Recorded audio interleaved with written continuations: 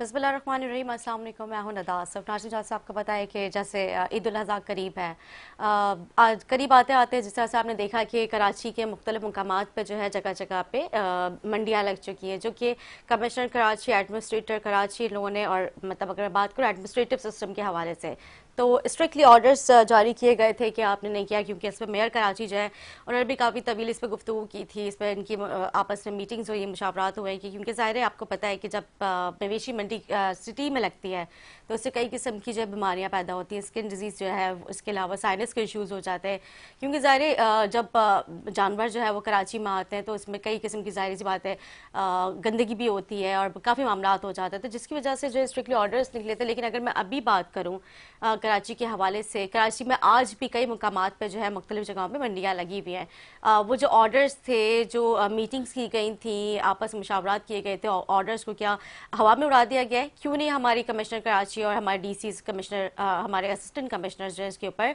तवज्जो दे रहे हैं? इस हवाले से प्रोग्राम में गुफ्तगू करेंगे। इसके साथ साथ आपने देखा है कि जिस तरह से कराची में ईद उल अज़हा करीब है, उसके साथ साथ जो है वो इंक्रोचमेंट के हवाले से भी काफ़ी जो है वो मामला डिस्टर्ब नज़र आते हैं। रोड को कवर कर लिया जाता है, साथ साथ जो फूड कार्ट्स हैं उन्होंने भी अपनी मनमानियाँ की हुई हैं। आप कहीं से भी कनेक्शन ले सकते हैं और आप ओपनिंग करते हो रेस्टोरेंट्स की, उसके बाहर आप अपने किसी भी सियासी जमात के लोगों को बुला लें या फिर आप किसी सेलिब्रिटी को बुला लें तो आपकी वहाँ पे आपस में अच्छा रसूख हो जाता है। आप मंथली पे करते हैं या वीकली पे करते हैं तो तब भी आप जो है ईजीली जो है इन सारी चीज़ों के ऊपर काम कर सकते हैं। मतलब उस वक्त कोई हमारे असिस्टेंट कमिश्नर्स, हमारी इंक्रोचमेंट, हमारी केएमसी, हमारी डीएमसी क्यों नहीं इसके ऊपर कोई काम करती हुई नजर आती है? इस हवाले से प्रोग्राम में गुफ्तगू करते हैं। हमारे साथ मौजूद है मेंबर सूबाई असम्बली जाजुल हक साहब। खुशामदीद कहूँगी आपका प्रोग्राम में। एमक्यूएम से आपका ताल्लुक है, मेंबर सूबाई असम्बली है, आपने खुद देखा है किस तरह से अभी जगह जगह पे जो है वो मंडियाँ भी जो है वो लगी हुई है। और इसके साथ साथ अगर हम बात करें इंक्रोचमेंट के हवाले से, कई मरतबा जो है इंक्रोचमेंट की गई है लेकिन उसके बावजूद वही सारी चीज़ें रिपीटेड नज़र आती हैं हमें। क्या कहेंगे आप? देखें, आपने अपनी इंट्रोडक्शन में सारी चीज़ें बता दी हैं। कराची शहर के अंदर मवेशी मंडी एशिया की सबसे बड़ी मवेशी मंडी लगती है और हर बार दावा किया जाता है कि उसके इंतज़ामात भरपूर होंगे, उसको मेडिकली तौर पर देखा जाएगा और सिक्योरिटी के लिहाज से देखा जाएगा। हम ये देखते हैं कि मैं ख़ुद विज़िट करके आया हूँ मंडी का। मंडी की कंडीशन तो ओवरऑल अच्छी है, लेकिन मंडी से रिलेटेड जो आपने एक बात कही कि कराची के शहरियों का इशू है, जब मंडी लगती है तो मुख्तलिफ़ किस्म की बीमारियाँ भी वो लेकर आता है, तो वो चीज़ें हमें नज़र नहीं आ रही हैं। और एक तो ये मेडिकल पॉइंट ऑफ व्यू से, दूसरा सिक्योरिटी के लिहाज से। आप ख़ुद मीडिया पर्सनस हैं, आप देख रही होंगी कि मंडी के बाहर नॉर्दर्न बाईपास में जिस तरीके से वारदात मुतवातर हो रहे हैं, जिस तरीके से खरीदार लुट रहे हैं, वो भी एक अलमिया है। उसके ऊपर भी देखना पड़ेगा हमें। इन कराची, जी जो जी, कराची कराची की की जो बात कर रहा हूँ मुकामात पे जो मंडीज़ मैं लगी हैं, कराची की बात कर रहा हूँ मैं स्पेशली। नॉर्दर्न बाईपास की बात नहीं कर रही। अच्छा अच्छा, देखिए पहली बात तो ये है कि हर जगह पे होना भी नहीं चाहिए। देखें, एक अगर आपने स्पेसिफिक कोई मंडी की जगह रखी है तो कराची के अंदरूनी इलाकों के अंदर मंडी का होना वो भी एक बहुत हैरत अंगेज बात है। वो आप सेलेक्टेड एरियाज में कर सकते हैं, सेलेक्टेड एरियाज के अंदर आप कर सकते हैं, लेकिन इस तरीके आप देखते हैं कि कोई स्पेसिफिक एरिया नहीं है कि किसी ग्राउंड में किया गया हो, किसी खाली ज़मीन में किया गया हो। आपको रोड्स के ऊपर आपको नज़र आएंगे मवेशी बेचते हुए व्यापारी आपको नज़र आएंगे, तो ये तो होना ही नहीं चाहिए। मतलब जाहिर है आप बिला वजह में लोगों को डिस्टर्ब कर रहे हैं, जगह इंक्रोचमेंट जगह है पे। ये, हाँ आप जी, बिल्कुल इंक्रोचमेंट कह सरासर ये सकते हैं। तो गलत है। तो आपने मेरे ख्याल से मेरी बात का जवाब खुद दे दिया कि यहाँ पर सियासी लोग इन्वॉल्व हैं, और जाहिर सी बात है सियासी लोग वो इन्वॉल्व हो सकते हैं जिनका डंका बजता है और बज रहा है। पिछले 17 सालों से जो लोग सिंध में काबिज हैं, आज तो अल्हम्दुलिल्लाह माशाल्लाह उनके पास शहरी हुकूमत भी मौजूद है, तो जाहिर सी बात है इंतज़ामिया भी उन्हीं के हिसाब से चलेगी। डीसी भी उनकी ही सुनता है और एसी भी उनका ही सुनता है। लेकिन इन तमाम सिनारियों के अंदर कराची का जो शहरी है, आम शहरी है, वो पिस रहा है। तो मैं ये समझता हूँ कि वज़ीर आला साहब को आज खुद इसके ऊपर नोटिस लेना चाहिए और मेयर कराची साहब को लेना चाहिए। दावे नहीं करना चाहिए।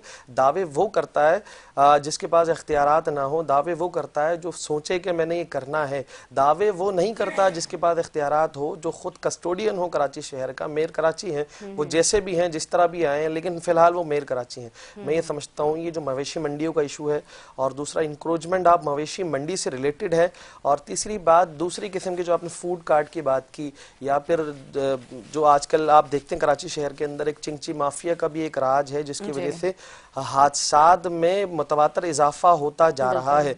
इसके अंदर लोकल बॉडीज के लोग इन्वॉल्व हैं, पुलिस इन्वॉल्व है, बड़े डीआईजी ट्रैफिक बहुत अच्छे शख्स हैं, बड़ी बड़ी बातें करते हैं, वो करना चाहते हैं, अच्छा काम करना चाहते हैं, लेकिन कहीं ना कहीं लैकिंग हो रही है, वो नज़रअंदाज कर दिया जाता है। चिंची माफिया को कराची के शहरियों के ऊपर काबिज कर दिया गया है। तो मैं ये समझता हूँ कि इन तमाम चीज़ों का सोल्यूशन अगर चीफ मिनिस्टर साहब अगर खुद नोटिस लें और हर इदारे से जवाब लें तो फिर मुमकिन है। अदरवाइज जिस तरीके से कराची का शहर बिल्कुल माफिया के कब्जे में जा चुका है, इसके ऊपर एक्शन लेना बहुत ज़रूरी है। तो ये एक्शंस कब होंगे? मतलब हमेशा सुनते हैं कि एक्शंस होंगे, एक्शन लेना बहुत ज़रूरी है, कब एक्शंस लिए जाएंगे? देखें निदा, हम तो अपोजिशन पे मौजूद हैं और अल्हम्दुलिल्लाह हम कराची शहर के दावेदार भी हैं और कराची शहर को ऑन करते हैं। हम बारहा ये बात असेंबली के फ्लोर पे भी कर रहे हैं, अभी मैं असेंबली से ही आ रहा हूँ, वहाँ भी मुतवातर यही बात हो रही है, और हम मुख्तलिफ किस्म के खतूत भी लिख रहे हैं, मुलाकात भी कर रहे हैं, बावर कराने की कोशिश कर रहे हैं, क्योंकि हमारा एजेंडा एक है। कराची शहर का जो अमन व अमान है वो रिलेट करता है पूरे पाकिस्तान से, क्योंकि कराची शहर का जो पहिया है कारोबार का, वो अगर प्रॉपर चलेगा तो पूरा पाकिस्तान चलेगा। खुदा ना खास्ता कराची शहर बदमनी का शिकार होगा, कराची शहर के अंदर जिस तरीके से मुख्तलिफ़ किस्म के माफियाज सरगर्म हैं, ज़्यादा दिन की बात नहीं करूँगा मैं, पिछले दिनों की बात है जब chief of army staff Karachi तशरीफ़ लाए थे, तो कराची के जो सरमायादार तबका है, कराची की जो बिजनेस कम्युनिटी है, तो उन्होंने कहा था यहाँ पे तो एक माफिया और सिस्टम काबिज है, हर चीज़ के पीछे कह दिया जाता है कि पैसे देना पड़ेंगे, कि 50% दें, 20% दें, 30% दें, परसेंटेज का एक राइज सिस्टम राइज है कराची शहर के अंदर, वो झूठ नहीं है। जिसके बाद बिलावल साहब ने उनको खाने में मधु किया था और मधु करने के बाद धमकी आमेज लहजे में कहा था कि आपको कोई चुगली करनी है किसी गैर लोगों से, उससे ज्यादा बेहतर है कि आप हमसे बात करें। आपको याद होगा, आप लोगों ने रिपोर्ट किया है, मीडिया हाउसेस के थ्रू पता चला है, हम तो प्रोग्राम पे नहीं थे, लेकिन वो एक अलमिया है। बजाय इसके कि जो बिजनेस कम्युनिटी है, मैं ये समझता हूँ कराची की जो बिजनेस कम्युनिटी है वो पूरे पाकिस्तान को चला रहे हैं। हमें ये बात भूलना नहीं चाहिए कराची के इशूज़ के ऊपर डिस्कस करते हुए कि कराची पूरे पाकिस्तान को 70% रेवेन्यू दे रहा है, तो सिंध को 97% दे रहा है, तो कराची तो पूरे पाकिस्तान को, पूरे सिंध को पाल रहा है। आखिर कराची शहर के साथ ये सोतेली माहों वाला सलूक क्यों है? तो आपने बिल्कुल वजह कहा कि एक्शन के बारे में हर बार बात होती है कि एक्शन किया जाए, कब होगा, करना चाहिए, कब होगा, लेकिन अब मेरे ख्याल से इन बातों से आगे बढ़ के एक्शन कर लेना चाहिए, क्योंकि वक्त बिल्कुल जिस तरीके से लोग डिस्टर्ब हैं, हर लिहाज से कराची का शहरी जो है पिस रहा है। हम स्पेसिफिक बात कर रहे हैं क्योंकि बकरा ईद करीब है, ईद उल अज़हा करीब है, उसके हवाले से, मवेशी मंडियों के हवाले से, इंक्रोचमेंट के हवाले से, लेकिन कराची का शहरी जो है वो पानी के लिए तरस रहा है, कराची का शहरी जो है वो इंफ्रास्ट्रक्चर के लिए तरस रहा है, कराची का जो शहरी है उसको तो जिंदा रहने का हक भी छीना जा रहा है उससे। जिस तरीके से मुतवातर वारदात हो रहे हैं पूरे कराची के अंदर, तो एक बहुत बड़ी लिस्ट है। मैं अपने हल्का इंतखाब की बात कर लूँ, PS 121 औरंगी टाउन से मेरा ताल्लुक है, तो वहाँ पर मुतवातर पिछले एक हफ्ते के अंदर 3 से 4 वारदात हुए हैं डकैती के, और वहां पर आम शहरियों का कत्ल हुआ है, जो बहुत, मैं ये समझता हूं इसके ऊपर कोई सजा और जजा का मसला नहीं है, जिसकी जिम्मेदारी है यकीनन मैं ये समझता हूं कि होम मिनिस्ट्री की तरफ से एक डायरेक्टिव आ जाना चाहिए कि जिस थाने के हुदूद में कोई डकैती के वारदात हो या फिर किसी शहरी जो है वो जानी नुकसान हो जाए शहरी का, तो उस थाने का SHO फिलफोर जो है वहां से फारिग होना चाहिए, बर्खास्त होना चाहिए। देखिए, आप सख्ती नहीं करेंगे, जिनकी जिम्मेदारी है उनसे नहीं पूछेंगे, तो ये सिस्टम नहीं चल पाएगा। लेकिन कितने दिनों तक इस तरह चलेगा कि कराची तो वो कहते हैं ना कि जंगल का भी कोई कानून होता है, कोई दस्तूर होता है, यहाँ तो ऐसा लगता है कि कराची शहर का कोई दस्तूर और कोई कानून नहीं है।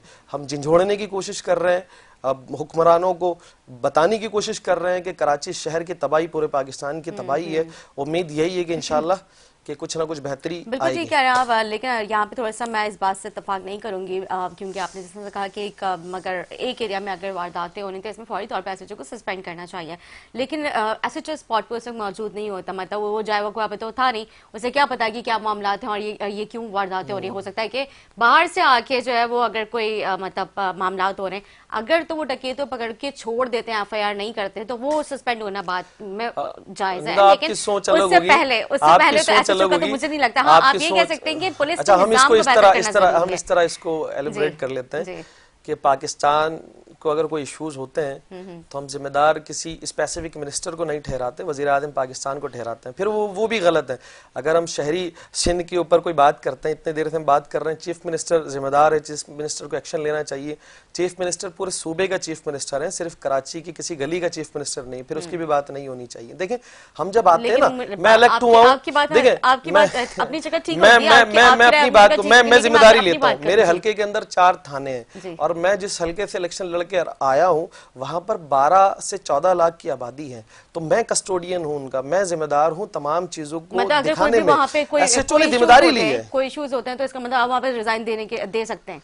देखिए, मैं हुकूमत पे तो मौजूद नहीं हूँ, सिंध गवर्नमेंट या चीफ मिनिस्टर जो है, आप उनके ऊपर ब्लेम गेम कर रहे हैं। मैं कस्टोडियन हूँ। जो भी इश्यूज होते हैं कराची में या सिंध में, जो भी इश्यूज होते हैं, तो उसके इसका मतलब आप ये समझते हैं कि हम चीफ मिनिस्टर को बोलेंगे वो इस्तीफा देकर घर पे बैठ जाए? डेफिनेटली ऐसा ही होना चाहिए। तो फिर अभी तक आप लोगों ने इस्तीफा क्यों नहीं दिया? डेफिनेटली मैं हुकूमत में नहीं हूँ, मैं होम मिनिस्टर नहीं हूँ, मैं चीफ मिनिस्टर नहीं आप लोगों के हूँ। MPs मेरा काम, हैं, आप लोगों की एमपीएस हुकूमत का पार्ट नहीं होता।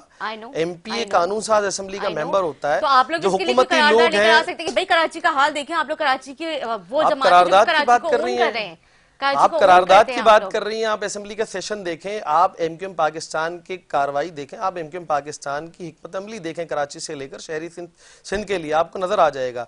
मैं यकीनन, आपने अगर नहीं देखा है तो मैं आपको भेज दूंगा, आप देखिएगा कि कराची शहर के लिए अगर कोई बात करने वाला है, कोई बात करना चाहता है, वो एमक्यूएम पाकिस्तान है।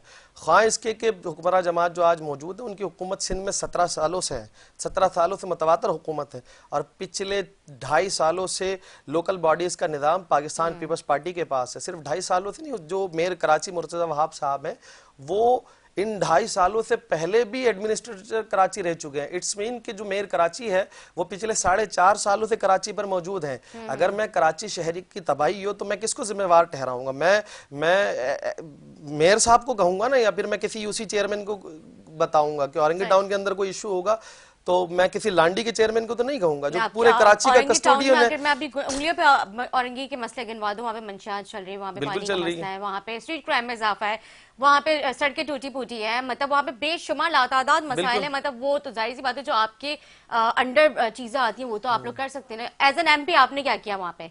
एज एन एमपी आवाज उठाई है, जो करने वाले हैं उनसे बात की है। एमपीए किसी कलमदान का हिस्सा नहीं होता। अगर हुकूमत में होते, अगर मैं होम मिनिस्टर होता या लोकल बॉडीज का मिनिस्टर होता तो आप बजाती के मुझसे सवाल करती कि आपने क्या किया। मैं ऑपोजिशन का पार्ट हूं। जो लोग करने वाले हैं, जिनके पास लोकल बॉडीज की मिनिस्ट्री है, जिनके पास होम की मिनिस्ट्री है, हम उनसे बात कर सकते हैं। मैं डायरेक्टिव नहीं दे सकता किसी को, मैं बात कर सकता हूं, मैं बावर करा सकता हूं, मैं बता सकता हूं, मैं नोहा कुना हो सकता हूं, नोहा कुना हो सकता हूं कि वहाँ पे सारी चीजें चल रही हैं, स्ट्रीट क्राइम है, वहाँ पे मंशियात है, वहाँ पे सड़कें टूटी फूटी है। तो एज एन एमपी आपकी वहाँ पे क्या कारकर्दगी थी? आपने क्या एसएचओ का इस्तीफा दिलवाया कि जब आपको पता है कि वहाँ पे मंशियात चल रही है, वहाँ पे स्ट्रीट क्राइम है? मैं आज भी बात करके आ रहा हूँ होम मिनिस्टर साहब से। जब आपके प्रोग्राम पे आ रहा था तो ज़ियाउल हसन लंजार साहब से बात करके आया हूँ कि मेरे हल्के के अंदर मंशियात खुलेआम बिक रही है। मेरे हल्के के अंदर जुए सट्टे के लत पे सिंध पुलिस ने इस तरीके से लगाया है एसएचओ की सरबराही में, चाहे वो मेरे हल्के में पाकिस्तान बाजार थाने का हुदूद हो, चाहे वो इकबाल मार्केट थाने का हुदूद हो, चाहे वो मंगोपीर थाने का हुदूद हो, चाहे वो मोमिनाबाद थाने का हुदूद हो। खुलेआम सट्टे चल रहे हैं, खुलेआम जुए चल रहे हैं, खुलेआम मंशियात चल रहा है, खुलेआम गुटके मावे की खरीदो फरोख्त हो रही है, खुलेआम नाजायज़ काम हो रहे हैं, जो दूसरे गैर कानूनी चीज़ें हो रही हैं। तो मैं बता सकता हूँ ना, मैं डायरेक्टिव नहीं दे सकता एसएचओ को, मैं बात कर सकता हूँ, मैं बता सकता हूँ, लेकिन मैं एक्शन नहीं ले सकता। तो उन्होंने मुझे यकीन दहानी कराई है कि हम पहली फुर्सत में जो इसको फुल फोर एक्शन लेंगे, जो जिम्मेदार हैं उनके खिलाफ कार्रवाई करेंगे। और इसके बाद यकीनन मैं ये समझता हूँ कोई भी महजब शहरी या फिर कोई महजब बंदा ये नहीं चाहेगा, क्योंकि ये अगर किसी के घर पे ये सिलसिला है मंशियात का, किसी का घर तबाह हुआ है, तो हमारे घरों तक आने तक या मिनिस्टर साहब के घर तक पहुंचने तक माजरत के साथ वो देर नहीं लगेगी, तो उसको वहीं पे स्टॉप किया जाता है। तो निदा एमपीए जो होता है या एमएनए जो होता है, अपोजिशन का पार्ट जो बनता है तो वो आवाज उठाता है, उसके Exactly, पास सामने वो सारी legislations चीजें नहीं, करवाई जाती अथॉरिटीज नहीं हैं। होती I know, कि वो I एक्ट know, I करे। know very well। हमारे साथ मौजूद है ऑन कॉल पाकिस्तान पीपल्स पार्टी से रहनुमा सरदार नज़ाकत साहब, उनसे बात करेंगे। सरदार साहब, बात हो रही है कराची के इशूज़ के हवाले से, KMC की ना अहली के हवाले से बात हो रही है, कराची में स्ट्रीट क्राइम, लैंड ग्रैबिंग, और अगर हम बात करें मंशियात के हवाले से, हमारे साथ मौजूद हैं औरंगी टाउन से MKM से जो MP हैं सैयद एजाजुल हक साहब हैं। तो उनसे बात हो रही थी तो उन्होंने कहा कि अगर ये सारी चीज़ें, अगर ये स्ट्रीट क्राइम और ये जो मतलब मंशियात वगैरह में कोई इन्वॉल्व होता है तो पुलिस वाला तो उसको फौरी तौर पर इस्तीफा दे देना चाहिए। मैंने कहा एज एन MP आपने क्या किया? तो उन्होंने कहा हम तो बात कर रहे हैं लेकिन अभी इसके ऊपर जो है वो मामला चलेंगे, ज़ाहिर आपको पता है वो कमेटीज बनती है, इंक्वायरीज चलती हैं, फिर जो भी आगे का लायामल होता है वो किया जाता है। आप क्या समझते हैं इसमें क्या करना चाहिए? देखिए, बहुत शुक्रिया। पहली बात है कि एजाजुल हक साहब को मैं असेंबली की स्पीच वगैरह इनकी सुनता रहता हूँ। मुझे बड़ी खुशी होती है कि कराची का एक नौजवान, चाहे उसका ताल्लुक हमारी पार्टी से नहीं है, लेकिन वो खड़े होकर जब हकायक के ऊपर, मसाइल के ऊपर, इश्यूज के ऊपर अगर बात करता है तो मेरे जैसा जो आम पॉलिटिकल वर्कर है उसको बड़ी हौसला अफजाई मिलती है कि चलो हमारे शहर का एक बेटा है जो खड़े होकर बात करता है। और अच्छी बात है कि अगर इनके इनके इनके कोई इश्यूज हैं इनके इलाके में जो इन्होंने पिन पॉइंट की कि जो जुआ चलता है या जो भी माफिया या जो भी चीजें, अगर इन्होंने उसको पॉइंट आउट किया तो मैं समझता हूँ कि being a government home minister साहब को इस पे सख्त एक्शन लेना चाहिए। ये जिस तरह मैं इनकी बात सुन रहा था, मैं इनकी बात को सेकंड करता हूँ कि ये किसी एक इलाके की बात नहीं है बल्कि पूरी कराची की है। और पूरी कराची के लोग ज़ाहिर है थोड़ी थोड़ी चीजों के बाद ज़ाहिर है आगे इन लोगों के घरों तक भी ये चीजें जा सकती हैं जो हमारे एलीट क्लास हैं या जो हमारे रूल करने वाले लोग हैं। तो बहुत अच्छी बात है, मैं इनकी बात को सेकंड करता हूँ। लेकिन एक चीज से थोड़ा सा मैं बहुत एहतराम के साथ इनसे इख्तिलाफ करूंगा कि ये कहते हैं कि हम अपोजिशन में। देखिए, फेडरल गवर्नमेंट का ये हिस्सा है, इनकी दो मिनिस्ट्रियां लेके बैठे हुए हैं और मेरे ख्याल में इनके जो दो पावरफुल वजीर हैं वो कराची से हैं। और गवर्नर साहब भी अगर ये हो सकता है माने या ना माने, लेकिन सुनने में यही आ रहा है कि उनका ताल्लुक भी MQM से है। तो ये बहुत सारी चीजें फेडरल गवर्नमेंट के से भी ले सकते हैं, उनके आगे भी प्रोटेस्ट कर सकते हैं। मैं मानता हूं कि कराची में बहुत सारे इश्यूज हैं जिनको एड्रेस करने की जरूरत है, लेकिन भाई कुलियतन इससे अलग नहीं हो सकते, इसलिए कि फेडरल गवर्नमेंट का ये हिस्सा है। गवर्नर इनके बैठे हुए हैं, अपनी जो भी इनके पास पावर्स हैं, जो चीजें इनको भी एक्सरसाइज करनी चाहिए। लेकिन खुश आइंदा बात यह है कि ये खुद एडमिट कर रहे हैं कि होम मिनिस्टर साहब के साथ इनकी आज मीटिंग हुई है और उन्होंने यकीन दहानी कराई है कि जो भी इनके इलाके में या कराची में जो जहाँ पे भी इस तरह के इश्यूज हैं उसको एड्रेस करेंगे और एड्रेस होने भी चाहिए। बिल्कुल जी, बिल्कुल आप कॉल पे रहिएगा। सरदार नज़ाकत साहब, आप क्या कहेंगे? नहीं, मैं नज़ाकत भाई का बहुत शुक्रिया अदा करता हूँ कि उन्होंने मुझे सेकंड किया मेरी बातों को। नज़ाकत भाई, मैं MQM की तरफ से इस बात को एक्सेप्ट करता हूँ। शायद आपने नहीं सुना होगा कि गवर्नर सिंध कामरान टसूरी भाई MQM का ही हिस्सा है और MQM पाकिस्तान के ही गवर्नर हैं वो, पहली बात। दूसरी बात ये कि बिल्कुल आपने वजह फरमाया कि MQM पाकिस्तान वफाकी हुकूमत में मौजूद है और दो मिनिस्ट्रियाँ MQM पाकिस्तान के पास हैं। लेकिन नज़ाकत भाई, आप भी सीनियर सियासतदान हैं तो आपको भी पता होगा कि 18वीं तरमीम एक पास हुई थी कौमी असम्बली में। 18वीं तरमीम के बाद सूबे को खुद मुख्तार किया गया था माली तौर पर, इंतज़ामी तौर पर, हर लिहाज से, कि सूबे को इंतज़ार ना करना पड़े कि वफाक से डायरेक्टिव मिले तो वो आगे काम करें।